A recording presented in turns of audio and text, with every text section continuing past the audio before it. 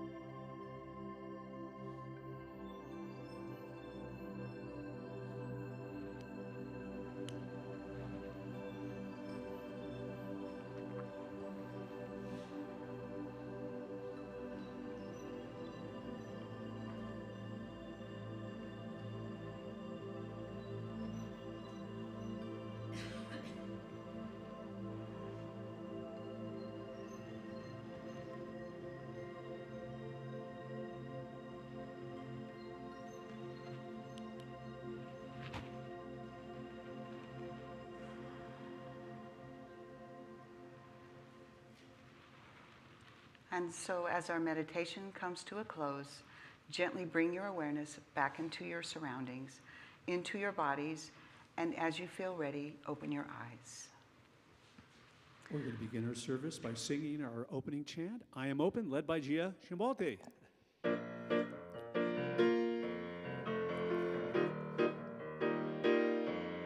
Here we go. I am open. I am open. I am open to receive the God in you and me. I am open. I am open. I am open to receive the God in you and me.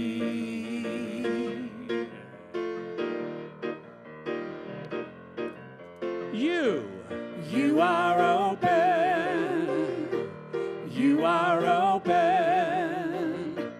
You are open to receive the God in you and me. You are open.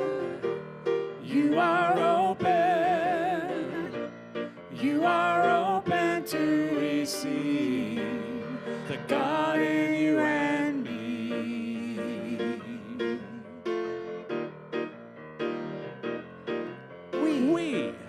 We are open. We are open. We are open to receive the God in you and me. We are open. We are open. We are open to receive the God in you and me.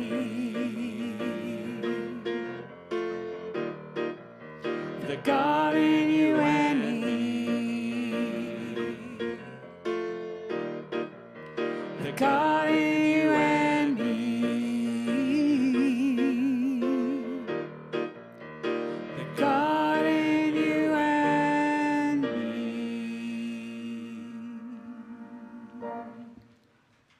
Thank you. Welcome to those of you who have joined us while our meditation was in progress. We're so glad to have you with us virtually and in person.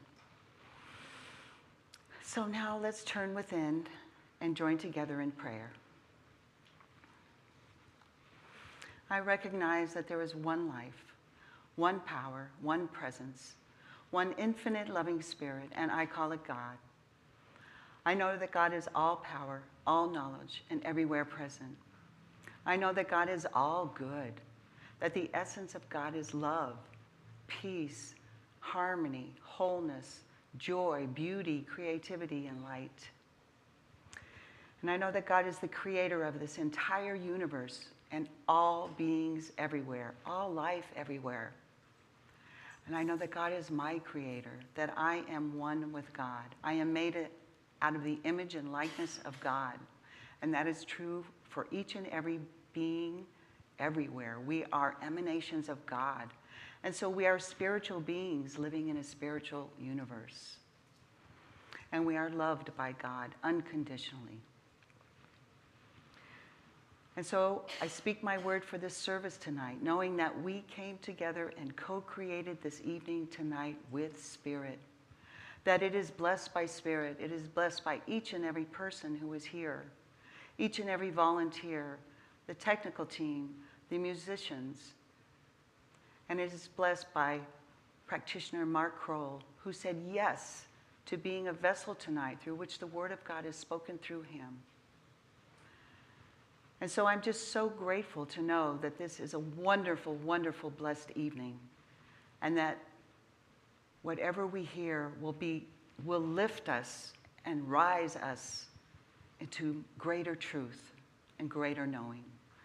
And so I'm just so grateful for knowing this truth. I'm so grateful for this time together.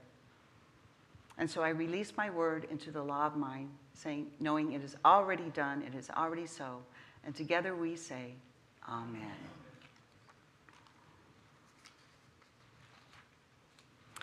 Please join me in saying the Lord's Prayer. Our Father, who art in heaven, hallowed be thy name.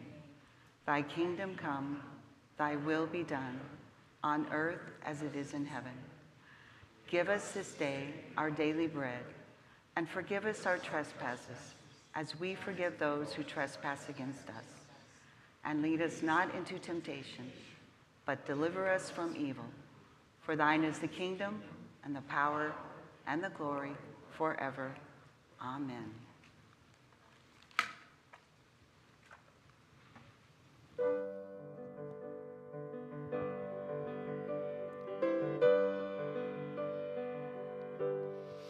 There is an order, a rhythm, a purpose deep in my life.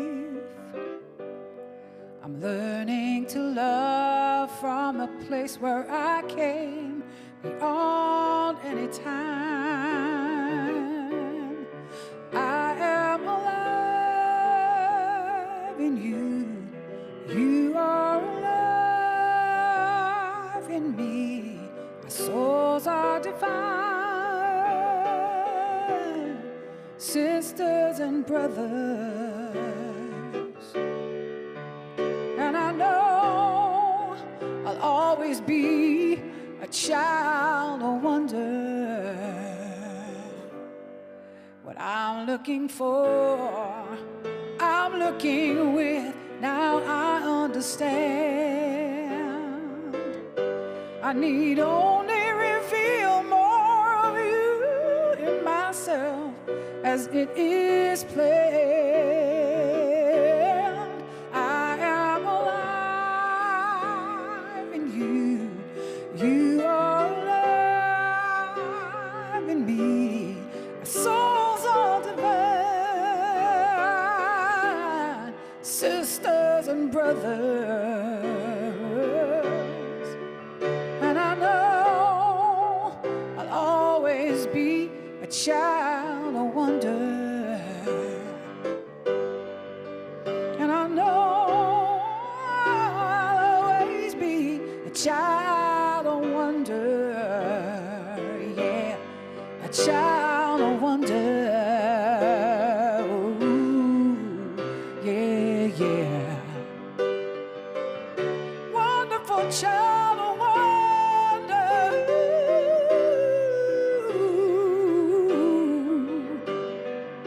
Cause you are a child, I'm a child of wonder. Wonderful, wonderful child. Ooh, wonderful child of wonder. You are a child of wonder. You are a child of wonder. Ooh.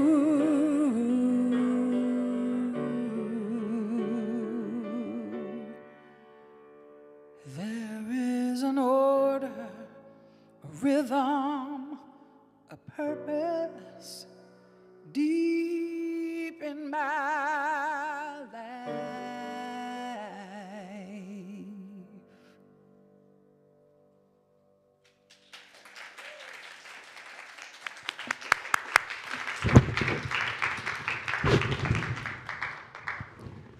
Technical difficulties.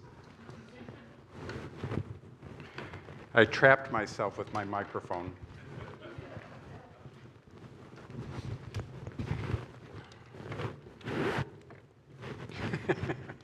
What a debut.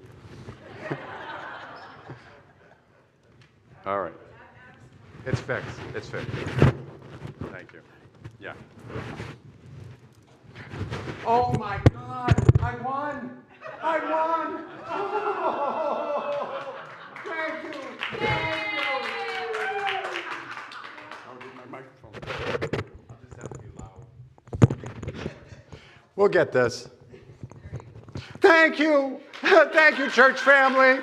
Thank you to the ministers and the board and everyone. You know when my agent Reverend Sheldon Sidney Steen called me and said, you know, you're nominated for the award. I said, oh my God, that's wonderful. What award is that? Well, she goes, it's the award for being the speaker for Wednesday Healing Service on April 26th. I said, oh my God, I've worked for this my whole life. Thank you, thank you. I said, who else is nominated? She said, well, you've got a lot of good competition. I said, oh, I don't doubt. And as I look around the room, all of you are nominated. And as Reverend Sidney and I talked about, every one of you could be up here to talk about your sacred journey, to talk about your story. And not just the people in the room, but everybody that's out there watching us virtually. Each and every person here could be here talking about your sacred journey. And we can all learn from one another. So I feel very honored and privileged that I get to be the one that can offer my testimony tonight. And so who do we thank? Well, you know, first of all, who I have to thank, the man upstairs, Dr. Mark. Just kidding, sort of just kidding, because he was the channel that brought me to this church and brought me to this teaching, and I am so thankful. But seriously, who do we thank? God. Thank you, God. Because without God, none of this would be here. I wouldn't be here. None of us would be here. This wouldn't be here. And I have to thank my parents, Bob and Jean Crowell, who have passed beyond the veil, as they were, some of the award winners at the Oscars this year were saying, Mom and Dad, look at me. Look at me. Who'd have thunk? And my other ancestors, my grandparents and my teachers and all the beloveds, friends and families and loved ones. And then turning the attention to the church, Dr. Mark and Reverend Sidney and Reverend Nadine and all the practitioners, and again, everybody that helped shepherd us through the practitioner training.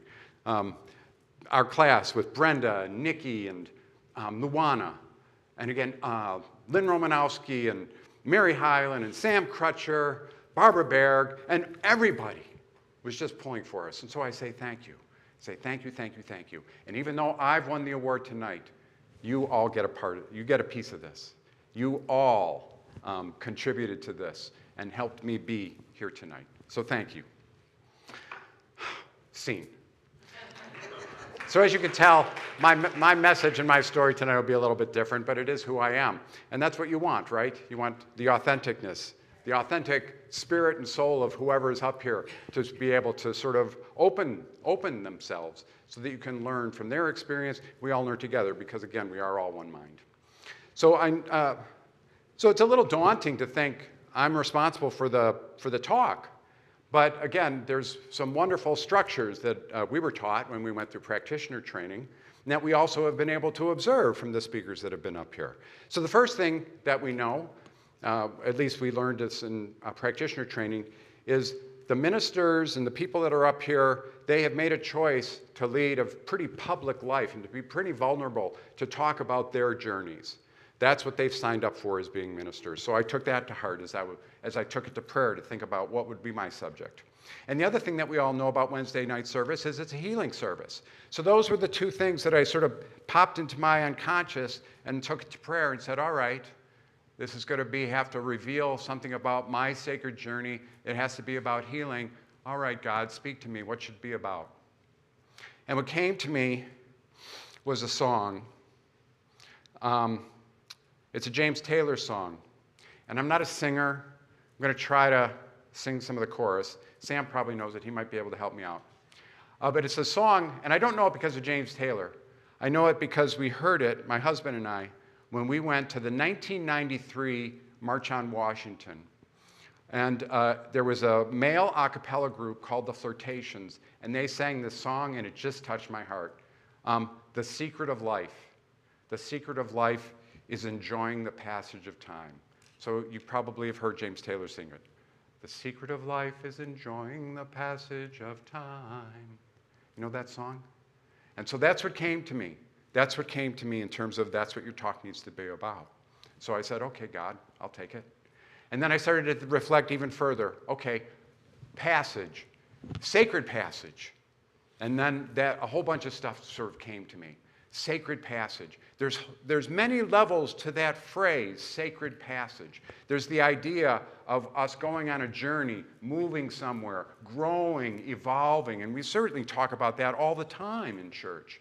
or in classes, or just in our caring circles amongst one another? How are we all growing in spirit? How are we all growing, releasing everything that holds us back in terms of a sense of limitation or a sense of separation?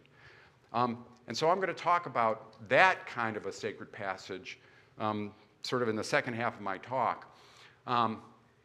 Because the big one, and the thing that I'm most occupied with right now, is our final sacred passage while on earth, and that is beyond the veil.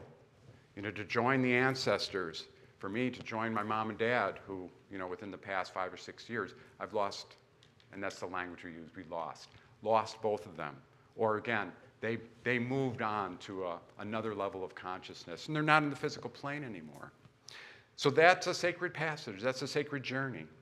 But there's another connotation to sacred passage, and that is like a passage from a book.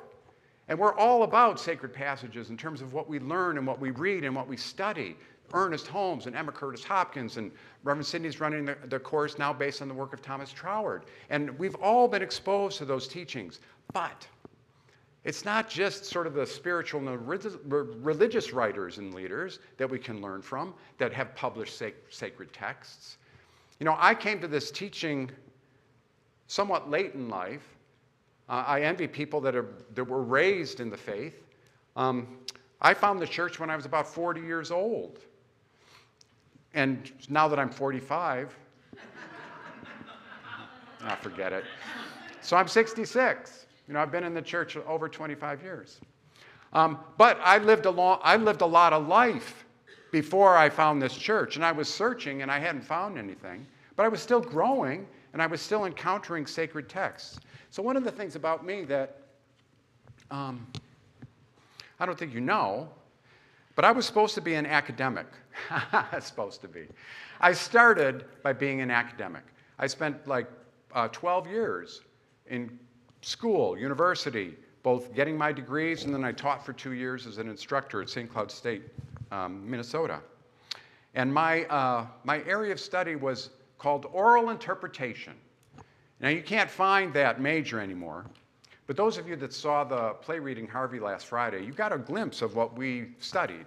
It was sort of like, how do you take a piece of literature and you bring it to life? And the premise behind it is that great works of art, I mean, you can read them, you can study them, you can sort of try to understand it in your head, but to truly appreciate a great work of art, you have to live it, you have to embody it. And so that field of study, oral interpretation, now called performance art, or performance of literature, what that's about is taking a sacred text and bringing it to life. And I was blessed with a professor who helped us do a deep dive in a couple of Southern writers, because my professor was from Alabama. And she exposed me to the work of Eudora Welty, who is an absolutely beautiful writer. Every one of her stories is unique. Every one of her stories has a moment or a whole environment of grace where people grow and learn, form family, love, forgiveness, unbelievable stories. But I'm not going to talk about Eudora tonight. I'm going to talk about the other writer, Flannery O'Connor. Now, I don't know if you know Flannery O'Connor. I'm holding up the book, mostly for my friend Nirut, because he loves peacocks. And so the collected stories of Flannery O'Connor has a beautiful peacock on the cover, because Flannery O'Connor used to raise peacocks. She and her mother lived on the farm. So I'm going to assume you don't know Flannery O'Connor. She is anthologized like crazy. She's considered one of the greatest writers of the 20th century. But if you didn't know her story and you didn't know what she's writing underneath it, you'd miss the message. You'd miss her story. O'Connor was a Catholic. And O'Connor shares with us, metaphysicians, New Thought practitioners, she shares with us this idea that there is a power greater than yourself. Her story is populated with characters who are consumed with their own ego. And she's writing in the South in the 1940s and the 1950s, and Lord, there's some characters. She's been called like a grotesque, or one of those Southern Gothic writers who would write these crazy characters. And so I'm going to do some oral interpretation for you tonight to demonstrate how this, even though it doesn't appear explicitly as a sacred text, is a sacred text. I'm going to read and perform for you a portion of what I think is one of the almost the most perfect short story that I know. And it's a short story called A Good Man is Hard to Find. Anybody know it? Okay, wonderful. So I'm going to read just a couple of paragraphs from the beginning of it to give you a sense, a flavor of Flannery O'Connor. Let me give you a little bit of the story first. So it involves a family who's going on a road trip. It's a grandmother who remains nameless. She's the main character. She's the protagonist. And then she lives with the family, her son Bailey, her only son, Bailey's wife, we never learn the wife's name, and Bailey and his wife have 3 children, and they are going on a road trip. And the grandmother is a classic Flannery O'Connor character. She is judgmental, she's small-minded, she is ego-consumed. And this particular section of the story that I'm going to read to you perfectly illustrates it. And O'Connor is such a master because O'Connor's narrator is a third-person narrator, so separate from the characters, but O'Connor is a master of what's called indirect discourse. This is where the narrator is able to peer into the thoughts, the sensations, and the experiences of the character. So we get to know the grandmother, even though the grandmother is not the narrator. They're just about to start their road trip. The next morning, the grandmother was the first one in the car ready to go.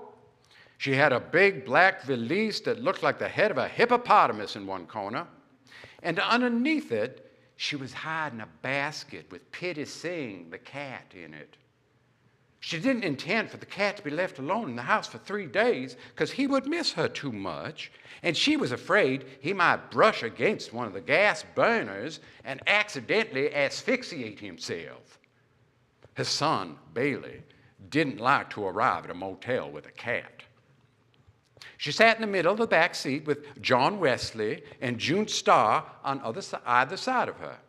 Bailey and the children's mother and the baby sat in front, and they left Atlanta at 8:45 with the mileage on the car at 55890. The grandmother wrote this down because she thought it would be interesting to say how many miles they had been when they got back. It took them 20 minutes to reach the outskirts of the town. The old lady settled herself comfortably, removing her white cotton gloves and putting them up with her purse on the shelf in front of the back window. The children's mother still had on slacks and still had her head tied up in a green kerchief, but the grandmother had on a navy blue straw sailor hat with a bunch of white violets on the brim and a navy blue dress with a small white dot in the print. Her collars and her cuffs were white organdy trimmed with lace, and in the neckline she had pinned a purple spray of cloth violets containing a sachet. In case of an accident, anyone seeing her dead on the highway would know at once that she was a lady. So O'Connor creates these characters. You can just see the grandmother is judging, and she is consumed with ego. She is dressed properly for a road trip. O'Connor, what her stories are all about is each of her protagonists, and in this story, there's 2 characters, but her protagonist, the grandmother, and the other character, they're going to experience a moment of grace, and they get to make a choice. When that moment presents itself to them, they get to make a choice. Do they choose heaven? Which again, heaven means they align themselves with spirit, with God, with the Creator. They recognize that we are all one. Or do they choose hell? Which is again a sense of separation, a sense of loss, a sense of aloneness, consumed by ego, going to fear, as opposed to, again, if you choose heaven, going to love. So I'm going to read. And so her stories are quite brutal. She has these moments of grace. Again, as we talk about here from the pulpit, oftentimes these moments of grace are violent because that's how God's Spirit gets our attention. So in the work of fiction, O'Connor gets our attention with some, on the surface, in terms of appearances, what appears to be troubling events. But she does it to get our attention. This is a quote in terms of what her method is in terms of her artistry. When you can assume that your audience holds the same beliefs that you do, you can relax and use more normal means of talking to it. But when you have to assume that it does not, then you have to make your vision apparent by shock. To the hard of hearing, you shout, and for the almost blind, you draw large and startling figures. So what happens in the story is the grandmother is consumed with going somewhere else besides where Bailey, her son, wants to go. They want to go to Florida. Bailey wants to go to Florida. The grandmother wants to go to a childhood place in Tennessee. But the grandmother can't remember how to get there, and so she gets the family lost. It just so happens at the opening of the story, we learn that there is a serial killer on the loose called the Misfit. And the Misfit has a couple of partners with him. And lo and behold, what happens in the story is the family meets up with the Misfit and his gang. And that's the section. I'm going to read to you then the last part of the story where it plays out. And where this picks up, and again, listen for the moment of grace. Listen for which character chooses heaven. Listen for which character chooses hell. Where the story picks up, they've already had some time with the Misfit and the gang, and some of the family has been killed, including the children. There were 2 more pistol reports, and the grandmother raised her head like a parched old turkey hen crying for water and called, "Bailey boy, Bailey boy," as if her heart would break. Jesus was the only one that ever raised the dead, the Misfit continued. And he shouldn't have done it. He thrown everything off balance. If he did what he did, then it's nothing for you to do but throw away everything and follow him. And if he didn't, then it's nothing for you to do but enjoy the few minutes you got left the best way you can, by killing somebody or burning down his house or doing some other meanness to him. No pleasure but meanness, he said, and his voice had become almost a snarl. Maybe he didn't raise the dead, the old lady mumbled, not knowing what she was saying, and feeling so dizzy that she sank down in the ditch with her legs twisted under her.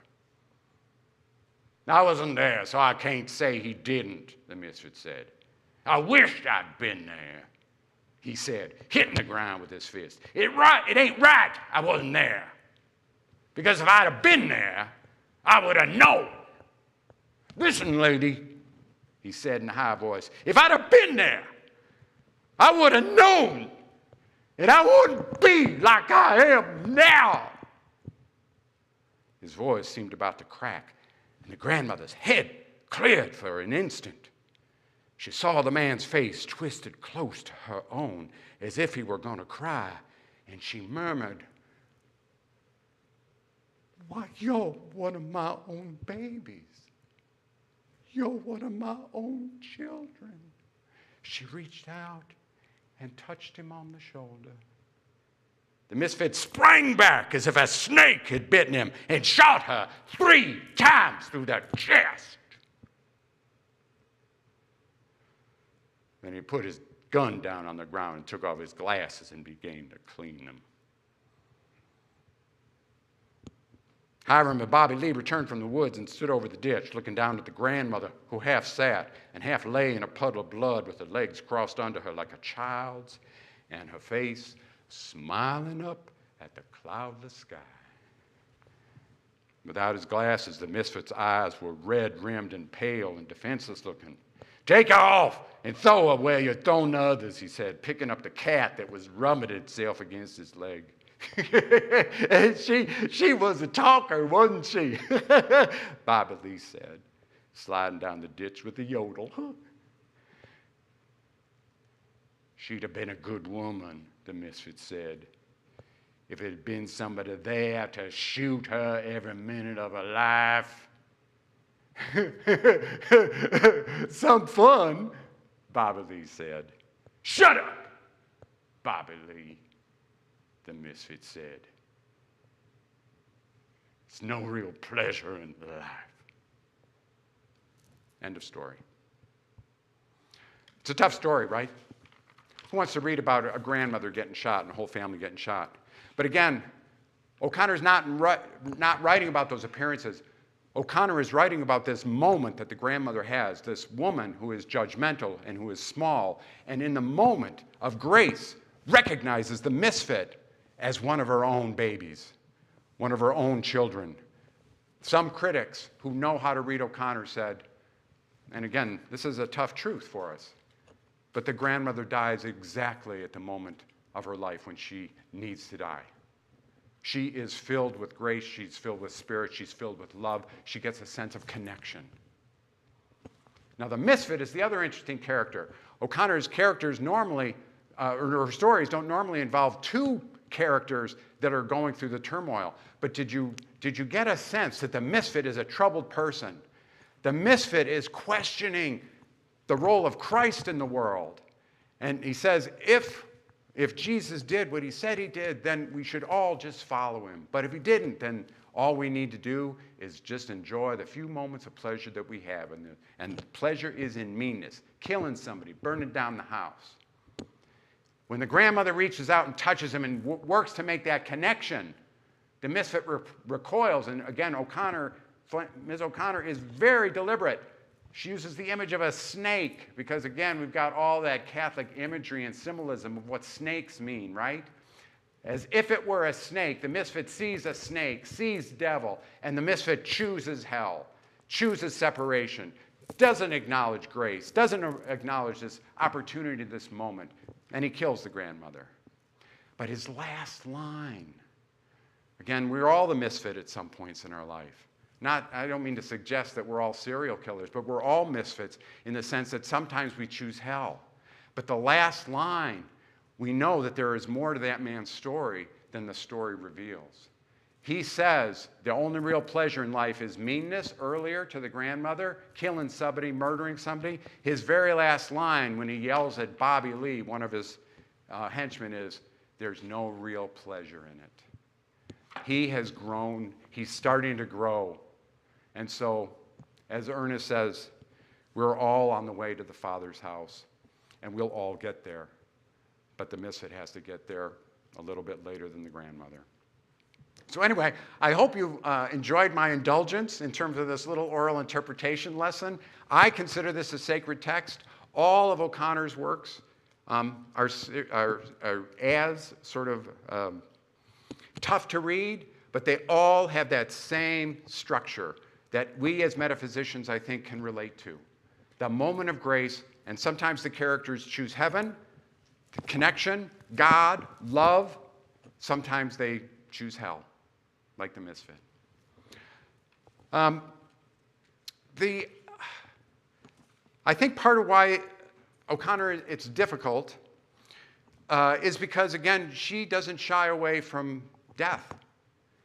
And again, I think she's intentional.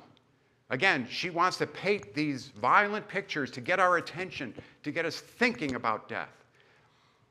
And so that's what I'm going to shift gears a little bit, and I'm going to talk about death and dying, which is a topic that is often taboo.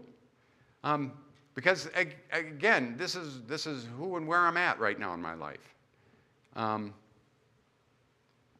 done a lot of work about death. I have a lot more to do, because the concept of death is a scary topic. I'm doing some study, not nearly as much as Dr. Mark has, but Rudolf Steiner. Dr. Mark talked about Rudolf Steiner at his Easter message, and he's talked about Rudolf Steiner before, that mystery of Golgotha, that whole idea about, when Christ died and his blood touches the ground, that all of a sudden he makes heaven available to us.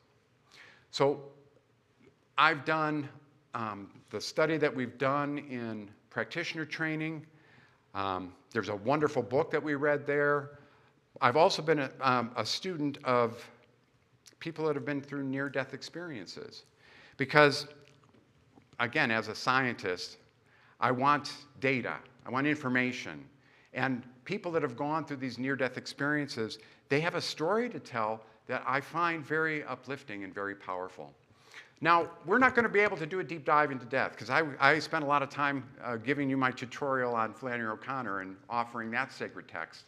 But I just want to say that if this is something that has captured your imagination, if you are doing healing work around death and dying, there are so many people here in this church community that could be helpful for you, could be witnesses, could be supporters, could be coaches for you.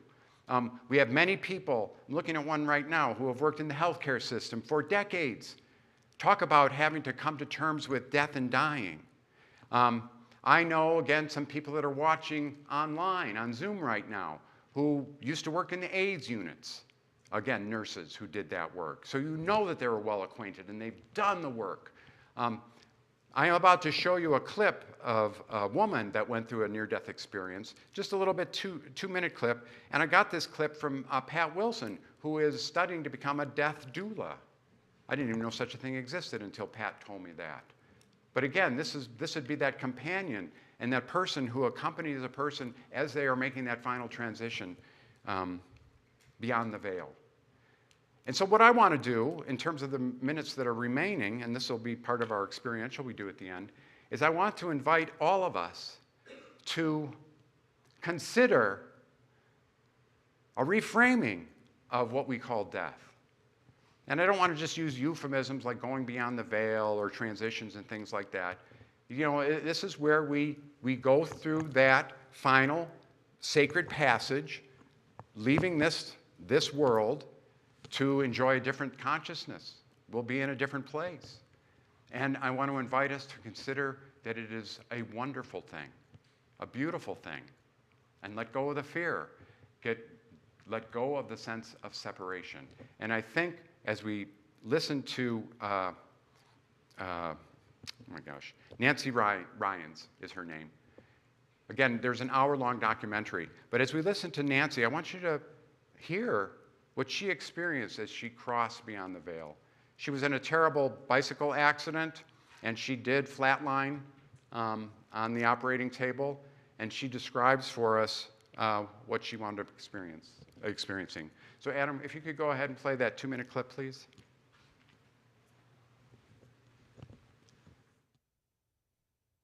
And it dawned on me that, wait a minute, if I'm really dead, in Catholic grade school, I learned that atheists went to hell. That's what they taught. And so I thought, well, wait a minute, why am I here? Shouldn't I be in a much hotter place than this? Because I didn't believe in any of this. I'm looking around thinking, I don't believe in this. Why am I here? And then surprisingly, there was an answer from outside, and which really shocked me. I didn't know that anybody else was with me in whatever this was. So I get this answer, and the answer was just, it was like it was all around me.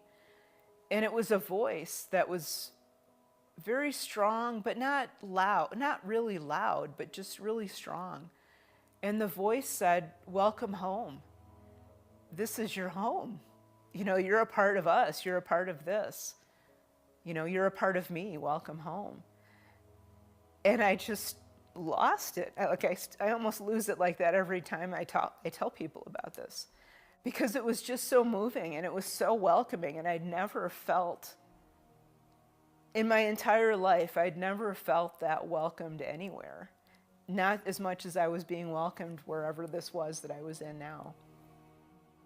And I could feel waves of peace coming like from outside of me, coming through me, I guess probably trying to keep me calm.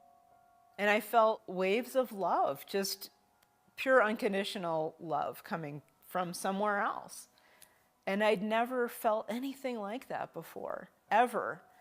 And I didn't know what that was all about, but I immediately knew that wherever I was home, that place we call Earth wasn't my real home, that this was. And while it was a form of reality, it wasn't my ultimate reality, that wherever it was that I was now, that was real. So if anybody's interested, talk to me and I'll get your email, and I'll email you the link on YouTube where you could watch the hour-long interview with Nancy.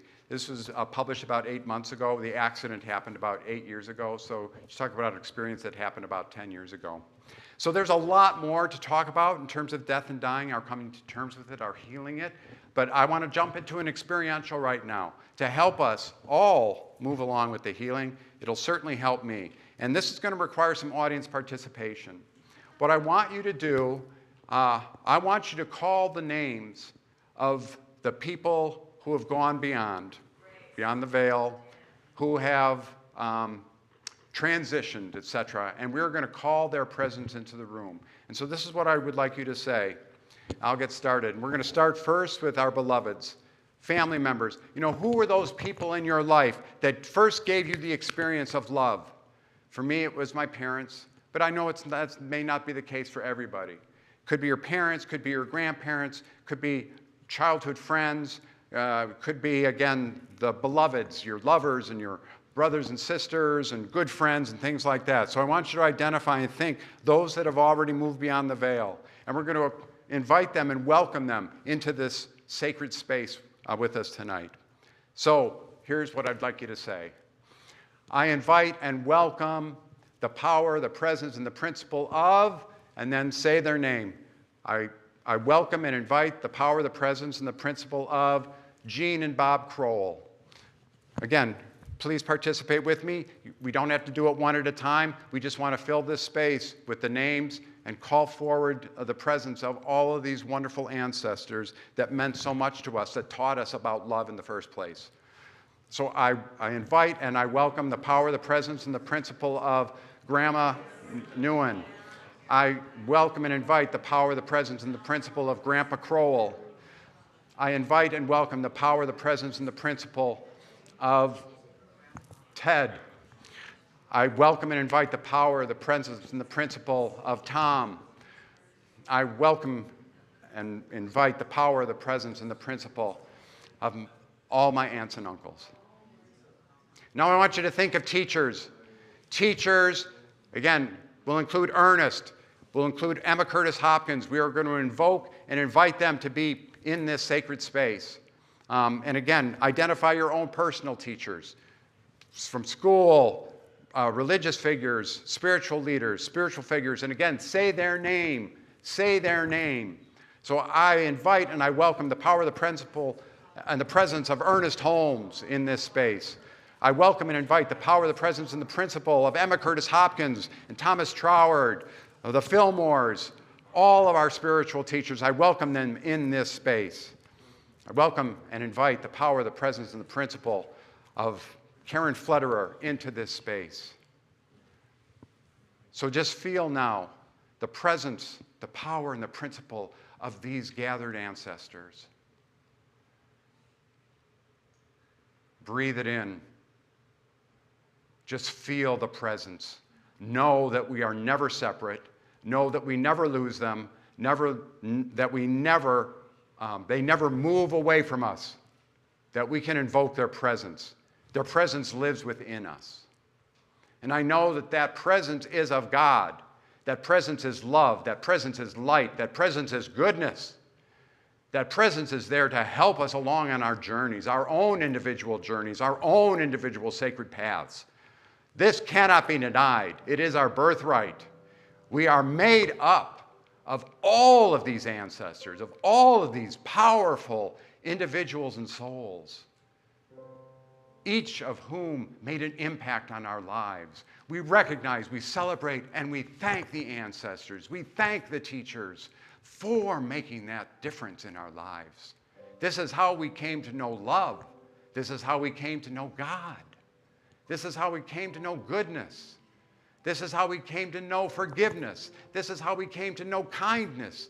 This is how we came to know growth. This is how we came to know compassion and support. And we ask and we recognize that these ancestors fill us with their spirit, fill us with our love, give us strength. And we ask the ancestors to help us with everything that we have, that we need help with. They are a powerful force. We are a powerful force. We imagine that life that Nancy Ryans describes. That's our true life. That's our true home. We know and we recognize that as such. And we know that we can call that forth at any time. This is the simulation. This is the game. This is the illusion. The truth of us is that we are part of a place, part of a home where there is unlimited love and unlimited peace and unlimited grace. And we harness that power. And we harness the power of the ancestors to do what we need to do, to know what we need to know in terms of calling forth the end of wars, calling forth the end of famine, calling forth the end of school shootings, calling forth the end of bigotry and hatred, calling forth the end of violence against women and everyone, calling that forth. And we know the ancestors are there to support us, to help us, to drive that as well. Their energy is there as well. We can never be separate. I'm so grateful for this community, so grateful for this church. I'm so grateful for this teaching. I'm so grateful for the love and the goodness and the light that all of us coming together represent. So with a heart full of joy and gratitude, I release my word into the law of mind, knowing it is so, knowing it is done. And so together we say, Amen.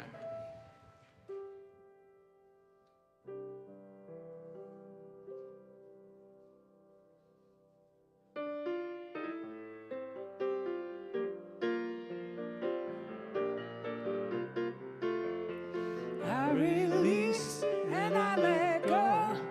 Let the Spirit run my life, and my heart is open wide. Yes, I'm only here for God. No more struggle, no more strife. With my faith I see the light.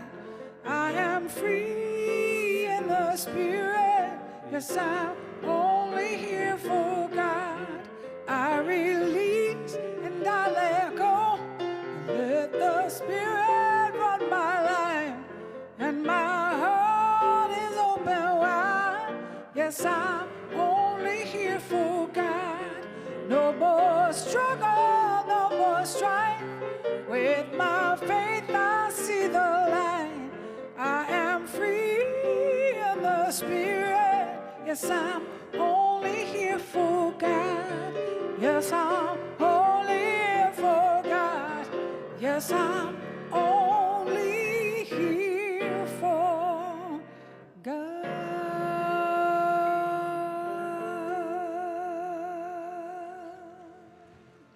Thank you, Gia. Beautiful, beautiful.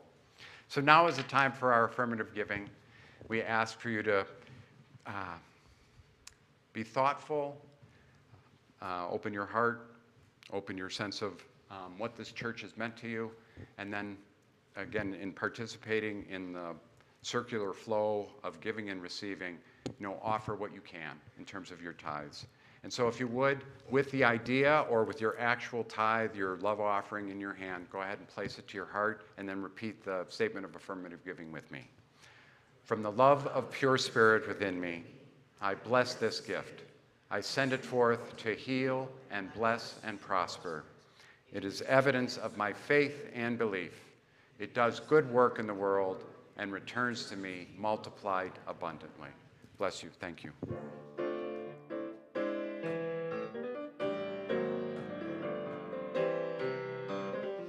Blessed always, blessed always, for the arms of God surround us. Let our joy be so triumphant that we rest in God and say amen. Blessed always, blessed always, for the arms of God surround us. Let our joy be so triumphant that we rest in God and say amen. Let our joy be so triumphant that we rest in God and say amen. Rest in God and say amen.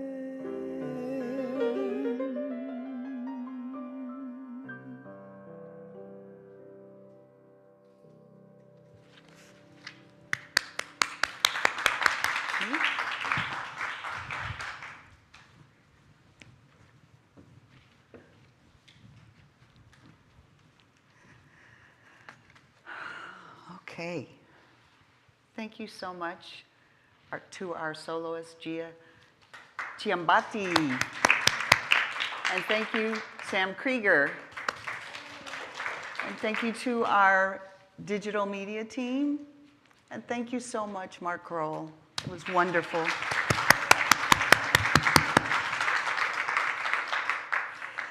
Okay, I have some announcements.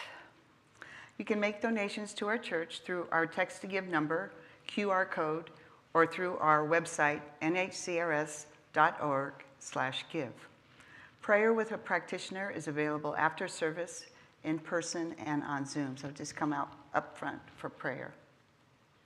Every Sunday morning at 9:45, our junior church is open to kids from toddler to teen and in between, and they are thriving.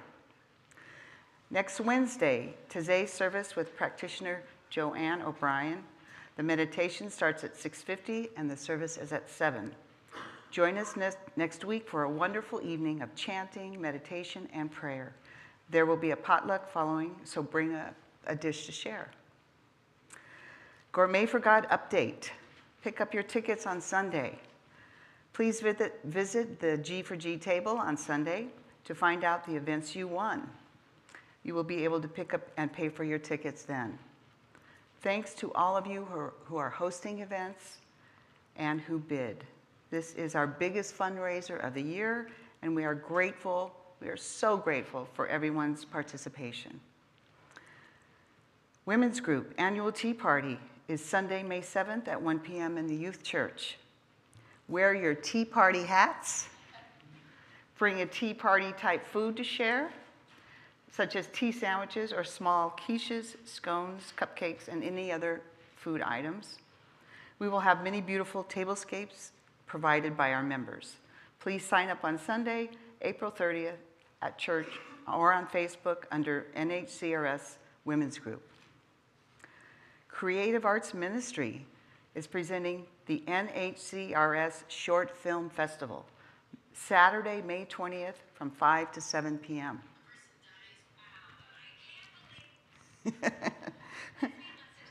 We have some wondrously talented and diverse filmmakers in our NHCRS family, and several have joined forces to feature a showcase of some delightful and meaningful short films. In addition to heighten the film festival experience, they plan to serve some cinematic treats: hot dogs, meat and vegan, popcorn, and other delights. The event will also feature a Q&A with the filmmakers. Tickets are $20 and are available online or Sundays on the patio. I'm going. I'll get a ticket. Zoom virtual patio before and after Sunday and Wednesday services.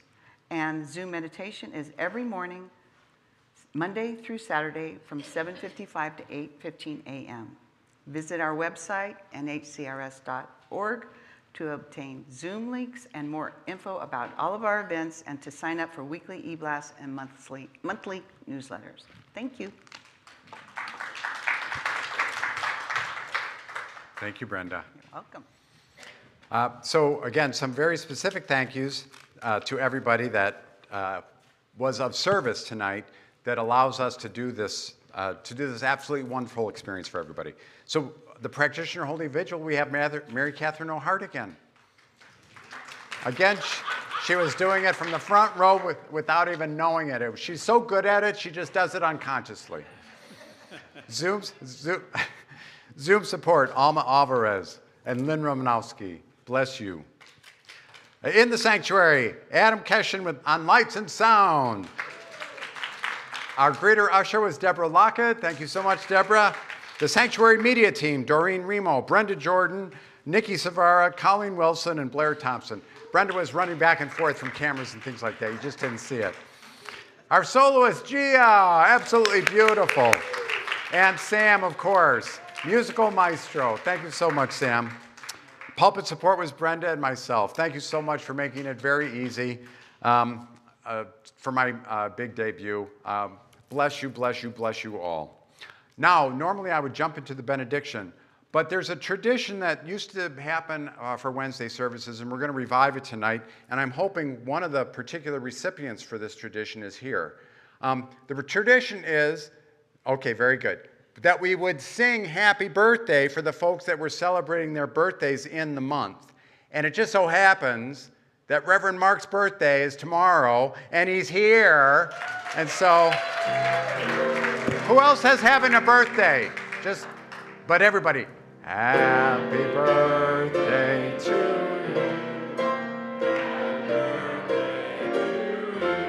Happy birthday, Reverend Mark. Happy birthday to you.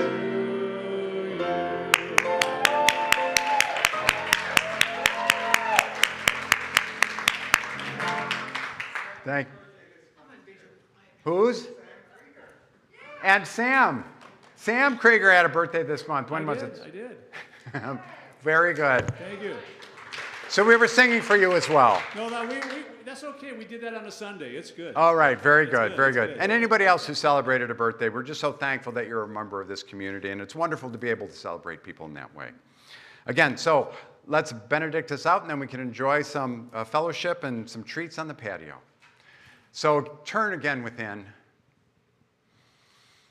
Just feeling that power, the presence, the principle of God throughout the universe, throughout this space, this sacred space that we didn't create tonight, but we certainly had it inhabited tonight. And it is all good, it is all God, it is all light and love and wholeness and prosperity and abundance and peace and grace. And I know that each person that came together tonight is just filled with that glory, the goodness, the magnificence of God. And I'm so privileged and honored to know each and every person that was part of this celebration, this wonderful service. Our time together is blessed, and we carry forth that energy, that sacred energy, into the days and the weeks ahead, remembering that we are home. We are home here at North Hollywood Church of Religious Science, and we're home in that bigger scheme of things in terms of the greater yet to be. That is our home, and we claim it, and we know it, and we live in it. So with a heart full of joy and gratitude, I release my word into the law of mind, knowing it is done, knowing it is so, and so together we say, Amen. Amen. Let's stand and sing Blessed Always one more time, led by Gia. Let's sing together.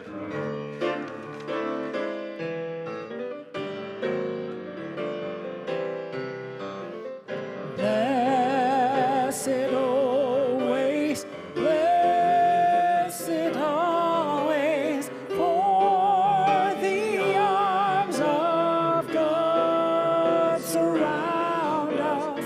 Let our joy be so triumphant.